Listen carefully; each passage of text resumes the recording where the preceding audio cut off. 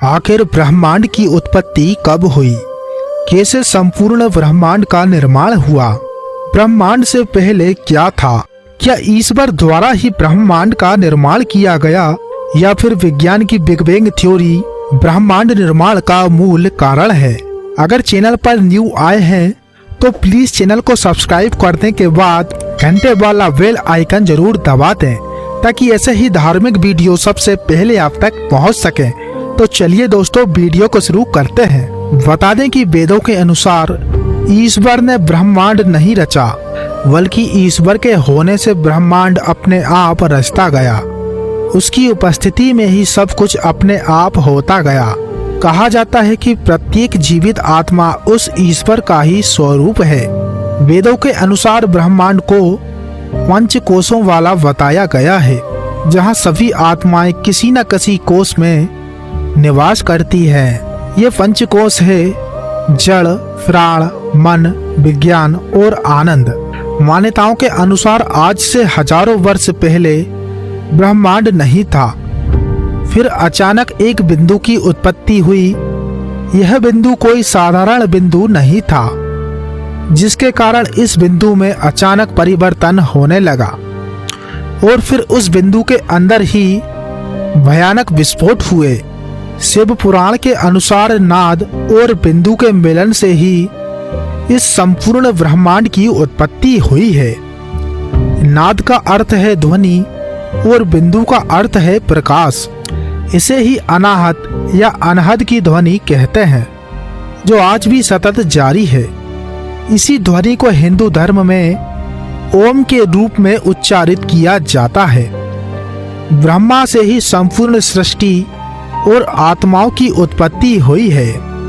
बता दें कि संसार की उत्पत्ति, स्थिति और विनाश का कारण ब्रह्मा ही है। जिस तरह मकड़ी स्वयं से जाले को बुनती है, ठीक उसी प्रकार ब्रह्मा भी स्वयं से विश्व का निर्माण करते हैं। इसे इस तरह से समझा जा सकता है कि पूर्व की तरफ वाली नदियां पूर्व की ओर बहती हैं और पश्चिम वाली पश्चिम की ओर बहती हैं।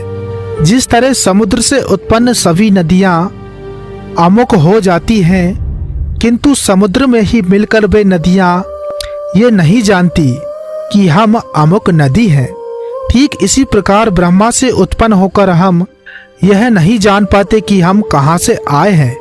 यहाँ हम अन्य जीव जंतुओं की तरह ही हो जाते हैं। ब्रह्मा स्वयं प्रकाश है और ब्रह्मा से ही ब्रह्मांड प्रकाशित है। ब्रह्मा से ही आत्मा और ब्रह्मांड का निर्माण हुआ है। ब्रह्मा और आत्मा में सिर्फ इतना फर्क है कि ब्रह्मा महाआकाश है तो आत्मा घटाकाश है, जिसमें घटाकाश का अर्थ है मटके का आकाश। ब्रह्मांड से जुड़कर आत्मा सीमित हो जाती है और इससे मुक्त होना ही मोक्ष है। जिस तरह पदार्थ के संगठित रूप को जड़ कहा जाता है, ठीक उसी तरह विघटित रूप को परम अणु कहा जाता है और अंतिम अणु को ही वेद परम तत्व कहते हैं, जिसे ब्रह्माणु भी कहा जाता है। बता दें कि श्रावण धर्म के लोग इसे पुद्गल कहते हैं। आकाश के बाद वायु, वायु के बाद अग्नि, अग्नि के बाद जल, जल के बाद पृथ्वी और पृथ्वी से औषधि, औषधियों से अन्न, अन्न से वीर, वीर से पुरुष अर्थात शरीर का निर्माण हुआ है। बता दें कि ईश्वर की दो प्रकृति है, पहली अपरा और दूसरी है परा। अपरा को ब्रह्मांड कहा गया है और परा को आत्मा। उस एक ब्रह्मा ने ही स्वयं को दो भागों में विभक्त कर दिया, किंतु फिर भी वह अकेला रह गया। यही कारण है कि ब्रह्मा को सर्वत्र माना गया है। परम तत्व से प्रकृति में तीन गुणों की उत्पत्ति हुई। ये तीनों गुण हैं सत, रज और तम। ये तीनों गुण सूक्ष्म तथा अतीन्द्रिय है। आपको जानकर हैरानी होगी कि इन तीनों गुणों के भी गुण हैं, प्रकाशत्व, चलत्व, लघुत्व, गुरुत्व आदि। अतः स्पष्ट है कि यह गुण द्रव्य रूप है। द्रव्य अर्थात जो दिखाई दे रहा है और जिसे किसी भी प्रकार के सूक्ष्म यंत्र से देखा जा सकता है, महसूस किया जा सकता है या अनुभव किया जा सकता है। बता दें कि यह ब्रह्मांड या प्रकृति के निर्माणक तत्व ही हैं। सर्वप्रथम महत्व उत्पन्न हुआ जिसे बुद्धि कहते हैं। बुद्धि प्रकृति का अचेतन तत्व है। इसे इस तरह समझे, उस एक परम तत्व से सत्व, रज और तम की उत्पत्ति हुई। यही इलेक्ट्रॉन, न्यूट्रॉन और प्रोटॉन्स का आधार है। इन्हीं से प्रकृति का जन्म हुआ। प्रकृति से महत, महत से अहंकार, अहंकार से मन और इंद्रियां तथा 5 तन्मात्रा और 5 महाभूतों का जन्म हुआ।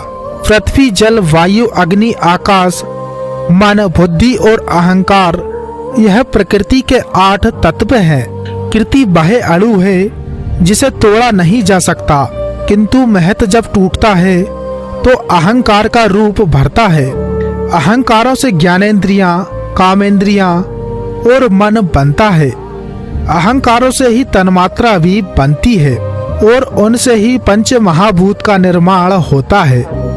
बस इतना समझ लीजिए कि महत ही बुद्धि है।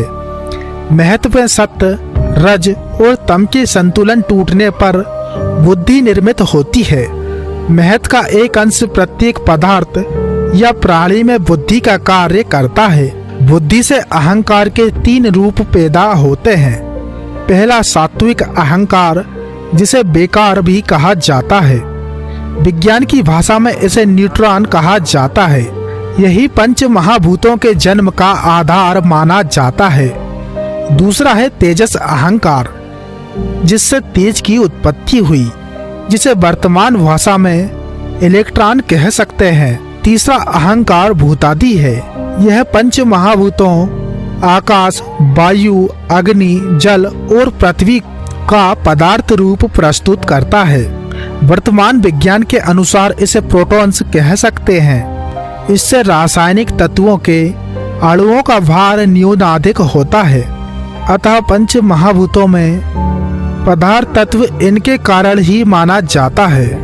बता दें कि सात्विक अहंकार और तेजस अहंकार के संयोग से मन और 5 इंद्रियों का निर्माण होता है। तेजस और भूतादि अहंकार के संयोग से तन्मात्रा एवं 5 महाभूत बनते हैं। पूर्ण जड़ जगत प्रकृति के 8 रूपों में ही बनता है, किंतु आत्म तत्व इससे अलग है। इस आत्म तत्व की उपस्थिति मात्र से ही यह सारा प्रपंच होता है। अनंत, महत, अंधकार, आकाश, वायु, अग्नि, जल, पृथ्वी, यह ब्रह्मांड अंडाकार है।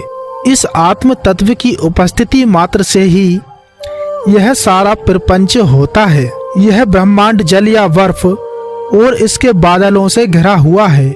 इससे जल से भी 10 गुना ज्यादा यह अग्नि तत्व से आच्छादित है और इससे भी 10 गुना ज्यादा यह वायु से घिरा हुआ माना गया है। वायु से 10 गुना ज्यादा यह आकाश से घिरा हुआ है और यह आकाश जहाँ प्रकाशित होता है वहाँ से यह 10 गुना ज्यादा तामस अंधकार से घिरा हुआ है और यह तामस अंधकार भी अपने से 10 गुना ज्यादा महत से घिरा हुआ है। और महत उस एक असीमित, अपरिमेय और अनंत से घिरा है। उस अनंत से ही पूर्ण की उत्पत्ति होती है और उसी से उसका पालन होता है और अंततः यह ब्रह्मांड उस अनंत में ही लीन हो जाता है। प्रकृति का ब्रह्मा में लीन हो जाना ही प्रलय है। यह संपूर्ण ब्रह्मांड ही प्रकृति कही गई है। इसे ही शक्ति कहते हैं। पुराणों में प्रलय के 4 प्रकार बताए गए हैं: नित्य, नैमित्तिक, द्विपार्थ और प्राकृत। जब ब्रह्मा का दिन उदय होता है तब सब कुछ अव्यक्त से व्यक्त हो जाता है और जैसे ही रात होने लगती है सब कुछ वापस आकर अव्यक्त में लीन हो जाता है। दोस्तों, वैसे ब्रह्मांड की शुरुआत से जुड़ा ये वीडियो आपको कैसा लगा कमेंट में जरूर बताएं। और अगर आपने अभी तक चैनल को सब्सक्राइब नहीं किया है तो प्लीज चैनल को सब्सक्राइब करने के बाद घंटे वाला बेल आइकन जरूर दबा दें ताकि ऐसे ही धार्मिक वीडियो सबसे पहले आप तक पहुंच सके। तो चलिए दोस्तों, आज के इस वीडियो में इतना ही। मिलते हैं किसी अगले धार्मिक वीडियो के साथ। तब तक के लिए हर हर महादेव।